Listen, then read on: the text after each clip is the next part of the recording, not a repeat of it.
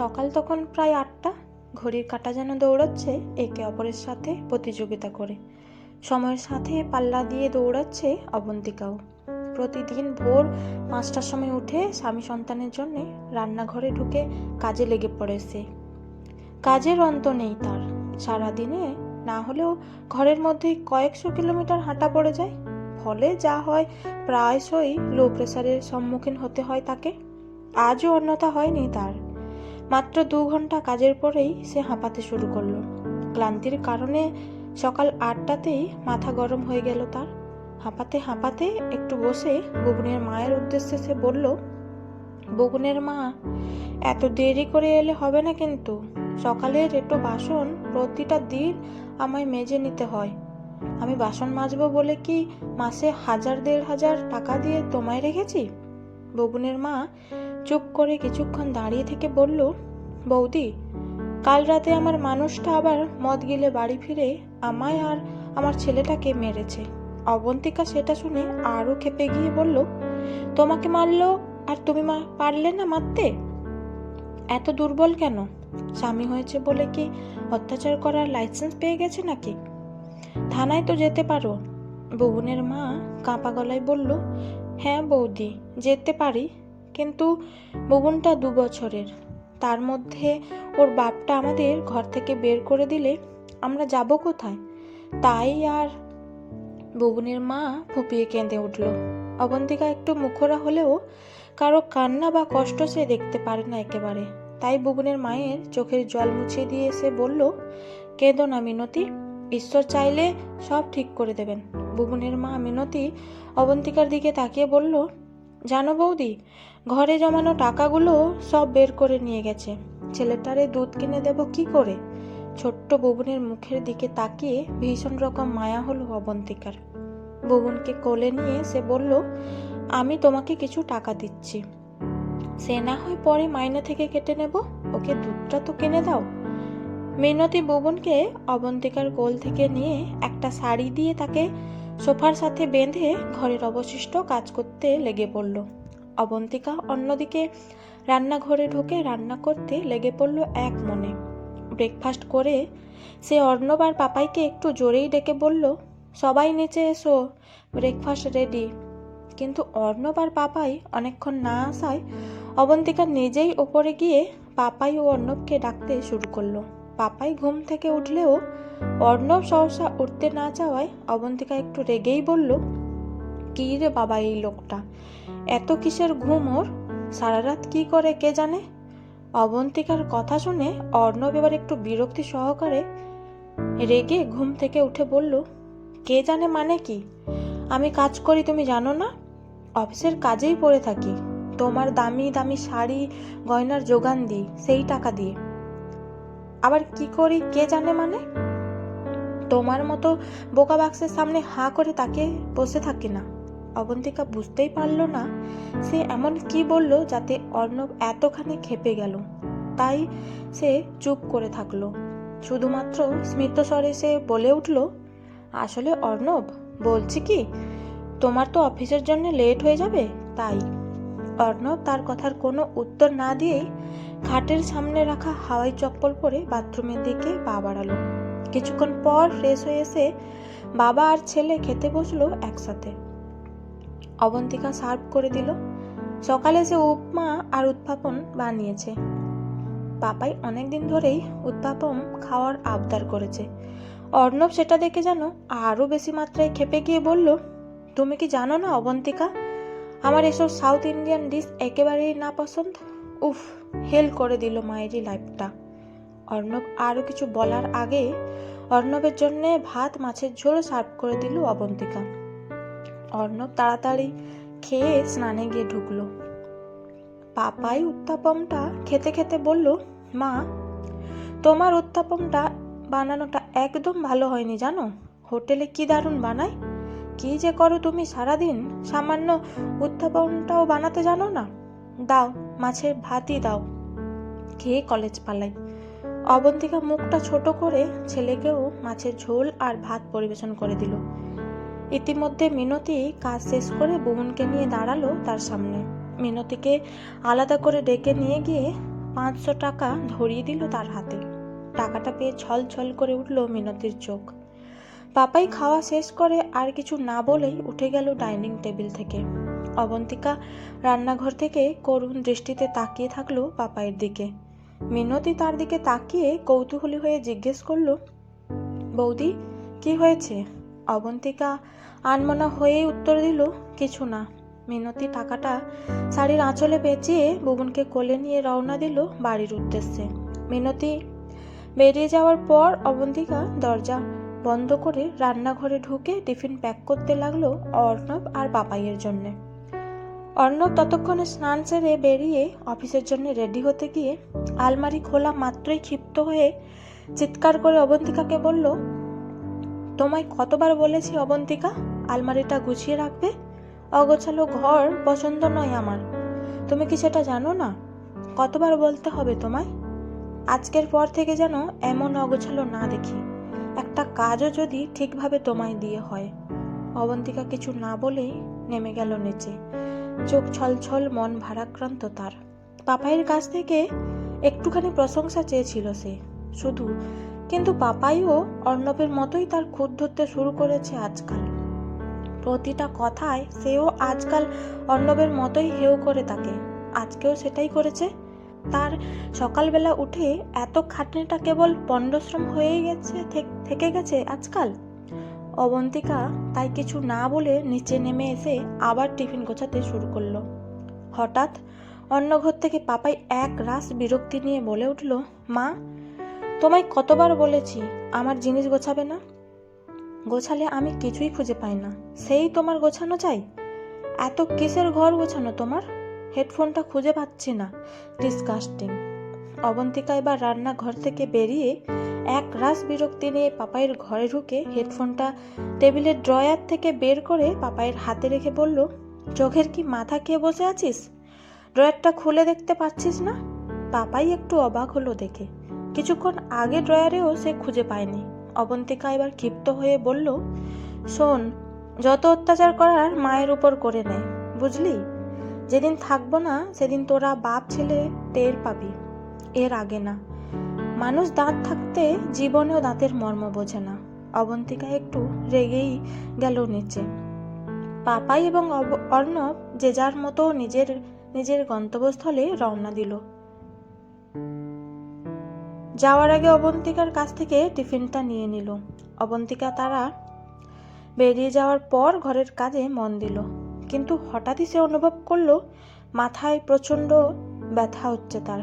এই ব্যথা যেন তার অন্য সময়ের ব্যথার থেকে কয়েক গুণ বেশি। সে ভাবলো তার বুঝি মাইগ্রেনের ব্যথা আবার মাথাচাড়া দিয়ে উঠেছে। ডাক্তারের উপর রাগ হলো তার ভীষণ রকম। এতদিন ওষুধ খাওয়ার পরেও যে তার ব্যথা কমেনি। সে একটু রাগ দেখেই বলল, কি সব ছাতার মাথা ওষুধ দেয়, একটু কাজ হয় না। ওষুধটা তাও আরেকবার খেয়ে নিল সে, কিন্তু মাথা ব্যথা কমছে না বলে সে বামটাও লাগিয়ে নিল মাথায়, কিন্তু মাথা ব্যথা কমার কোনো নামগন্ধই নেই। উল্টে আরও প্রবল মাথা ব্যথা করছে তার। সে ওই অবস্থাতেই সোফায় শুয়ে পড়ল একটু বিশ্রাম নেওয়ার জন্যে, কিন্তু কখন যে অচৈতন্য হয়ে পড়েছে নিজেই বুঝতে পারেনি মানুষটি। অচৈতন্য অবস্থায় কতক্ষণই বা সে পড়েছিল সোফায় তারও কোনো ধারণা নেই। কিন্তু যখন তার জ্ঞান ফিরল, সে শোয়ানো একটি হাসপাতালের বেডে, স্যালাইন চলছে তার, নাকে তার অক্সিজেন পাইপ লাগানো। কিছুই বুঝতে পারল না সে যে এইটুকু সময়ের মধ্যে কি হয়ে গেল তার। পাপাই এবং অর্ণবকেও সে পেল না তার কাছে। খুব ভয় লাগতে শুরু করলো তার সামনে দিয়ে হেঁটে যাচ্ছে নার্স এবং ডাক্তাররা। সে তাকালো তাদের দিকে অবাক দৃষ্টিতে। তার মুভমেন্ট দেখে একজন নার্স বলতে লাগলেন, বেড নাম্বার 28-এর বাড়ির লোক কে আছেন? পেশেন্টের জ্ঞান ফিরেছে। সে দেখতে পেল অর্ণব এবং পাপাই একরকম হন্তদন্ত হয়ে ছুটে আসছে তার দিকে। তাদেরও চোখে মুখে এক রাস অসহায়তা। অবন্তিকা শুনতে পেল পাপাইকে নার্স বলছে, মনা, পেশেন্টের সামনে বেশি কান্নাকাটি করো না, পেশেন্ট নার্ভাস হয়ে যেতে পারে। পাপাই অনেক কষ্টে চোখের জল সম্বরণ করে অবন্তিকার হাত ধরে বলল, মা, তুমি সুস্থ হয়ে বাড়ি ফিরে চলো, তুমি যা রান্না করে দেবে তাই খাবো, তুমি সেদিন উত্তাপনটা খুব সুন্দর বানিয়েছিলে মা, জানো। দোকানে দেখলাম বাসিটাই গরম করে দিচ্ছে আমাদের। অর্ণব আজ তার মাথায় হাত বুলিয়ে দিয়ে বলল, ওগো তুমি সুস্থ হয়ে ওঠো গো, তোমাকে খুব দরকার আমার। এ বয়সে সঙ্গীহারা হতে চাই না। বাড়িটা খা খা করছে তোমায় ছাড়া। সব থেকেও কিছুই নেই যেন বাড়িতে। তোমাকে খুব দরকার জানো। আজকাল কেউ আমার জন্যে বাথরুমে টাওয়াল রেখে আসে না, কেউ আমার জামা কাপড় খাটের উপরে রেখে যায় না। আজকাল কেউ তো টিফিন বানিয়ে দেয় না, ওষুধ খাওয়ার কথাও মনে করিয়ে দেয় না। ঘরটা কেউ সাজিয়ে রাখে না ভালোবাসা দিয়ে। অবন্তিকা দেখতে পেল দুজনই হাত ধরে দাঁড়িয়ে আছে তার, দুজনেরই চোখে জল আজ তার জন্যে। আজ তারা কেউ তার খুঁত ধরছে না, কেউ তাকে এটা বলছে না যে সে কোনো কাজ করে না। অবন্তিকার বারবার তাই মনে পড়ছিল অর্ণবের আগের ব্যবহারগুলো। এই তো কদিন আগে অর্ণব রেগে গিয়ে তাকে বলছিল, কি কাজ করো তুমি অনু? বাড়িতে বসে সিরিয়াল দেখে দেখে কারেন্টের বিল বাড়িয়ে দাও, তোমার কোনো কন্ট্রিবিউশন নেই বাড়িতে। সত্যি গৃহবধূরা অনেকটা পরজীবীর মতো, জানো তো। বরের ঘাড়ে বসে খাওয়া ছাড়া ওদের আর কোনো কাজই নেই। অবন্তিকা কথাটা শুনে ভীষণ রকম মর্মাহত হয়েছিল, কিন্তু তাও চুপ ছিল। কি বার বলবে সে তো সত্যিই এক পয়সা উপার্জন করে না, কিন্তু সে কাউকে এটাই বোঝাতে পারল না যে সে হয়তো উপার্জন করে না, কিন্তু উপার্জিত অর্থ সেই সংরক্ষণ করে।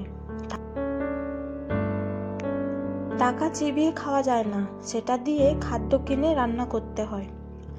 রান্না শুধু শাক সবজি মাছ মাংস দিয়ে হয় না, তাতে অনেকটা ভালোবাসা, মায়া, মমতা, আত্মার বাঁধন মেশাতে হয়, তবেই সেটা সুস্বাদু হয়।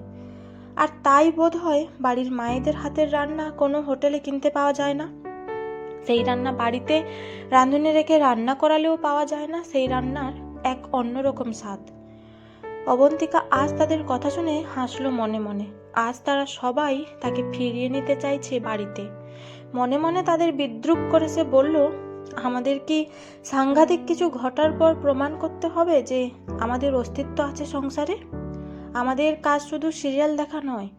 অবন্তিকার চোখ বেয়ে জল গড়িয়ে পড়ল। অবন্তিকা অস্ফুটে তাদের উদ্দেশ্যে জিজ্ঞেস করলো, কি হয়েছে আমার? পাপাই অশ্রু সজল চোখে তার দিকে তাকিয়ে বলল, মা, মেডিসিনের রিয়াকশন করে গেছিল তোমার। ভুল চিকিৎসা করেছিল এক ডাক্তার। মাইগ্রেনের পেশেন্টকে এপিলেপসির মেডিসিন দিয়ে দিয়েছিল, আর তার সাইড এফেক্টেই এমন। তুমি ঠিক হয়ে যাবে মা। অবন্তিকা কথা বলতে গিয়ে বেশ বুঝতে পারছিল কথা জড়িয়ে যাচ্ছে তার। সে তাই হাতে হাত রেখে কিছু বলার চেষ্টা করলো, কিন্তু অর্ণব বা পাপাই কেউ আর পরের ধাপটা বলতে পারছিল না। প্রকৃতপক্ষে মেডিসিনের রিয়াকশানে পক্ষাঘাতে আক্রান্ত হয়েছে অবন্তিকা। তার সুস্থ হওয়ার চান্স খুব কম, কিন্তু সেটাই বলতে গিয়ে যে অর্ণব এবং পাপাইয়ের অন্তরে শোকের ঝড় বয়ে যাচ্ছে। অবশ্য তাদের চোখ মুখ দেখে এবং নার্স ডাক্তারদের কথা শুনে অবন্তিকা বেশ বুঝতে পারল তার অবস্থা মোটেও ভালো নয়। প্রায় 2 সপ্তাহ পর হাসপাতাল থেকে হুইল চেয়ারে বসে বাড়ি ফিরল সে।